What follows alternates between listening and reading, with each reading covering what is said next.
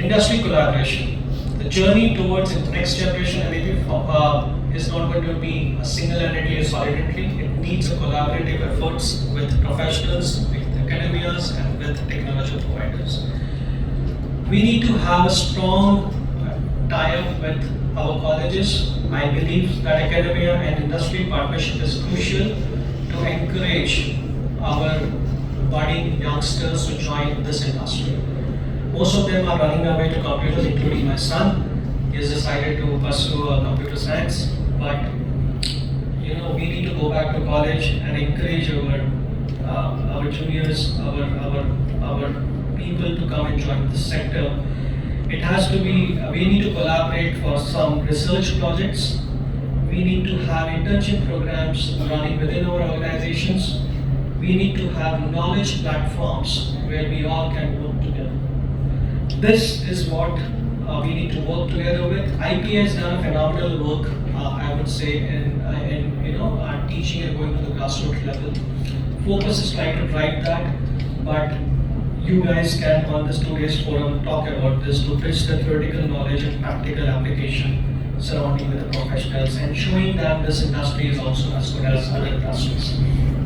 Government industry policies. Government's role in facilitating a conducive environment for innovation needs to be there. There need to be clear and supportive policies. Most of you people are in this field are well connected with government officials, well connected with BIS, well connected with IS. I urge all of you to ask government and reach out to them for this partnership where we can get some incentives, we can have regulatory frameworks across all cities. Today you have regulatory frameworks of X city and Y city not matching to each other, and that's the advantage which a lot of people take. Can we have a similar, civilized and facilitated regulatory framework which will develop a further ecosystem and not have any counters to that.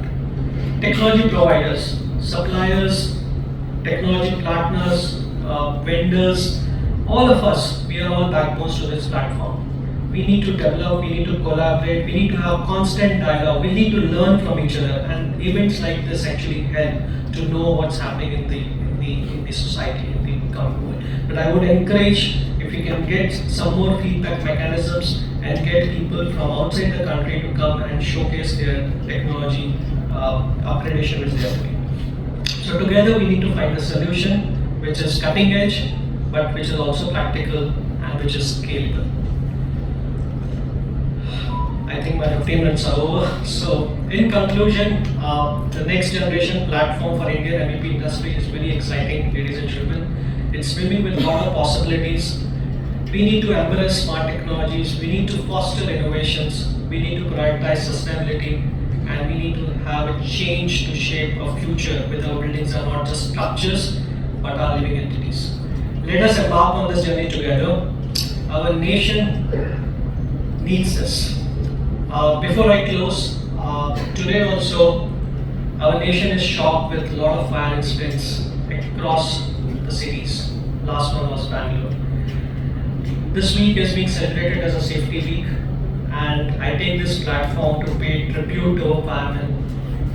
Where it is not for their bravery and willingness to sacrifice, our death tolls would have been much higher, and our losses would have been appalling. I hope that this conference will at least touch base on that important topic of safety as well, and today also why our buildings are not safe, right? Let's make our firemen's work less dangerous. They also have families, and they can fight the fire with more effectiveness. Thank you, ladies and gentlemen, for having me here and listening to me very patiently. Thank you so much. Is again one of the trend which we need to work on.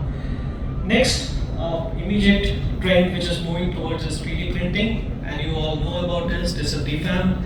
DFAM is additive manufacturing, and it's revolutionizing the manufacturing and installations. No longer we need to work on end pieces. We can take a 3D print and do the end pieces. Hopefully, we will see more of this happening in next 5 to 10 years.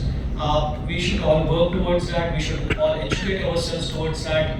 And good thing is a lot of prefabs are happening already, but prefab is the next level. Manufacturers need to rise above that. This is a $51 billion market. It's not small. Worldwide, it's a $51 billion market.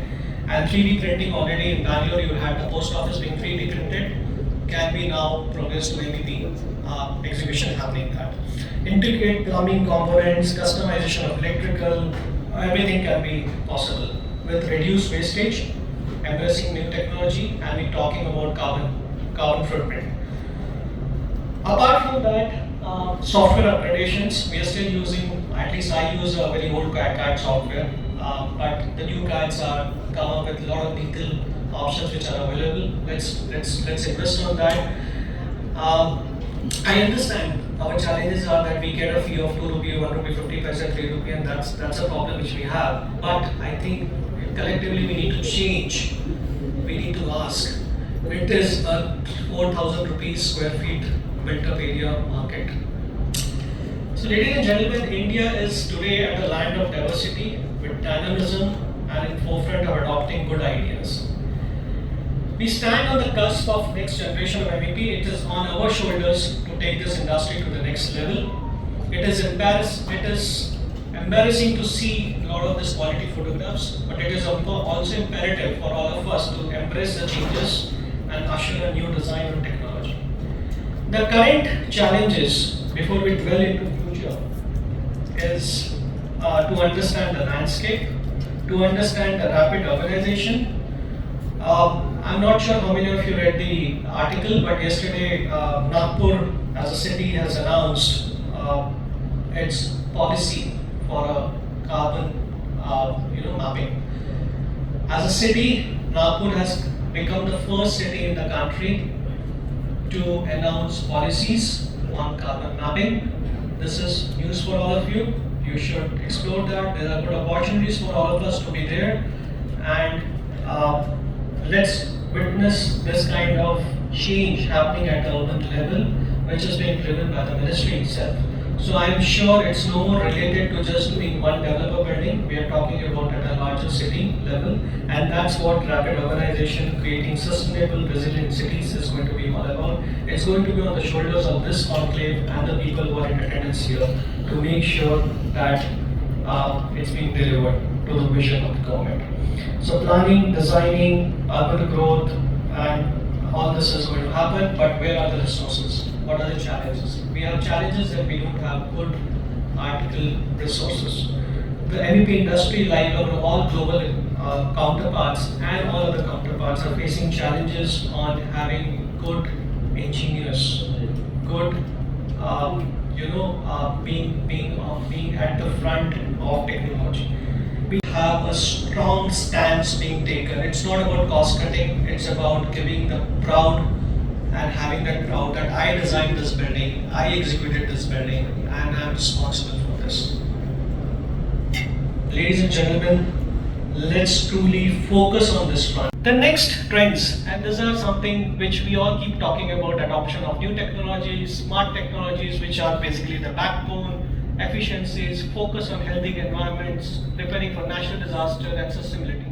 What you see here is an image of a complete MEP being done in a factory.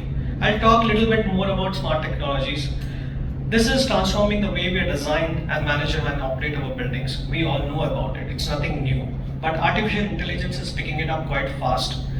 Just to take you a spot through AI chat, which we all use now very frequently. I tried to write my speech also with this, but it's okay.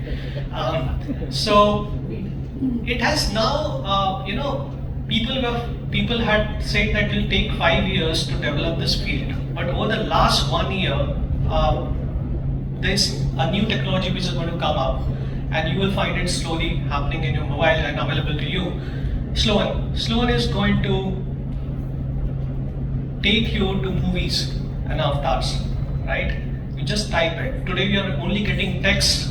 You will get images, videos as good as Hollywood movies, and you can make that. That's coming in. Singapore has effective, and there's a speech done by a Singapore parliamentarian in the House of Singapore day before yesterday, and he talked about it, that how Singapore is getting ready to embrace this technology of AI, how they are integrating the old workforce. I'm also old, so 50 years, and the new young force, Gen Z. When we talk to them, we find that the way they are talking is different. They are integrating, they are making them both to sit together to understand technology, and that's what we should be doing.